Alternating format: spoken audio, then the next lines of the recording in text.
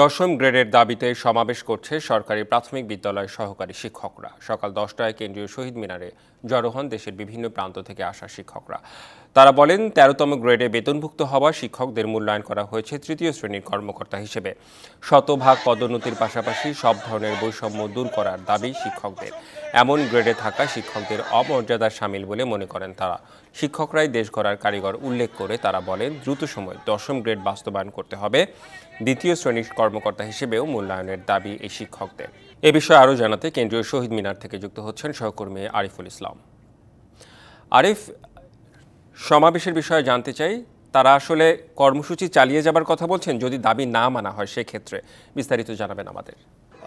রেদওয়ান, আপনার যে শেষ প্রশ্নটি সেটার উত্তর দিয়ে শুরু করতে চাই, যেটা হচ্ছে যে এখন সমাবেশ থেকে যে ঘোষণাটি আসছে সেটা হচ্ছে যে 2টা পর্যন্ত আলটিমেটাম দিয়েছেন এই সমাবেশে সহকারী শিক্ষক, প্রাথমিক সরকারি বিদ্যালয়ের যে সহকারী শিক্ষক রয়েছেন তারা 2টা পর্যন্ত আলটিমেটাম দিয়েছেন, যাতে করে সরকারের পক্ষ থেকে কোনো ঊর্ধ্বতন কর্মকর্তা তাদের এখানে এসে কথা বলুক বা আশ্বাস দিক, সেই বিষয়টা নিশ্চিত করতে হবে। তা না হলে তারা কঠোরতম আন্দোলনে যাওয়ার হুঁশিয়ারি কিন্তু দিয়েছেন। আর ইতিমধ্যে আরেকটি বিষয় জানিয়ে রাখি, শুধুমাত্র যে সহকারী শিক্ষক, দেশের বিভিন্ন শিক্ষা প্রতিষ্ঠান থেকে আসা যে সহকারী শিক্ষকের যে জোট বা সমাবেশ, সেটার মধ্যে কিন্তু নাগরিক কমিটি রয়েছে, এরপর হচ্ছে আপনার গণ অধিকার পরিষদ রয়েছে, বৈষম্য বিরোধী ছাত্র আন্দোলনের নেতৃবৃন্দ প্রত্যেকে যার যার জায়গা থেকে এখানে এসে তারা বক্তব্য দিয়েছেন, যাতে করে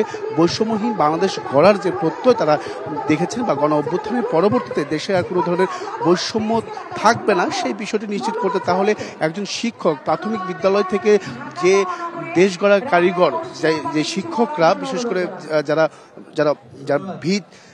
ভিত তৈরি করে, সেই শিক্ষার্থীদের ভিত তৈরি করার শিক্ষকরাই আজকে অবহেলিত, সেই বিষয়টা কিন্তু তারা নিশ্চিত করেছেন। এবং কি তারা বলছেন যে 10ম গ্রেডে পদোন্নতি করার, এছাড়াও শতভাগ পদোন্নতির পাশাপাশি তারা বলছেন যাতে করে 13 গ্রেডের যে তারা বেতনে ভুক্ত আছেন সেটা পরিহার করে 10ম গ্রেডে যাতে করে দ্বিতীয় শ্রেণী কর্মকর্তাদের যে বেতন সেইটা অন্তর্ভুক্ত করতে হবে।